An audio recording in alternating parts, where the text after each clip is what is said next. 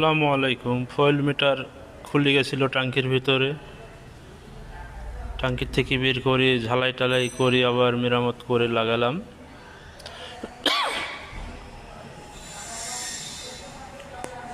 এই যে foil pump খুলছিলাম, নাহলে বাড়াইতেছি না। এই যে ফয়েল পাম্প দেখছেন বলের ভিতর। এই যে ফয়েল পাম্পের পাইপ, ফয়েল পাম্প এই যে খুলে পড়ে গেছিল ভিতরে। এটা সব আবার মেরামত করলাম। আর একটা ফ্রি সার্ভিস দিয়ে দিলাম। ফ্রি সার্ভিস যেহেতু আছে, একটা ফ্রি সার্ভিস দিয়ে দিলাম। এই গাড়িটা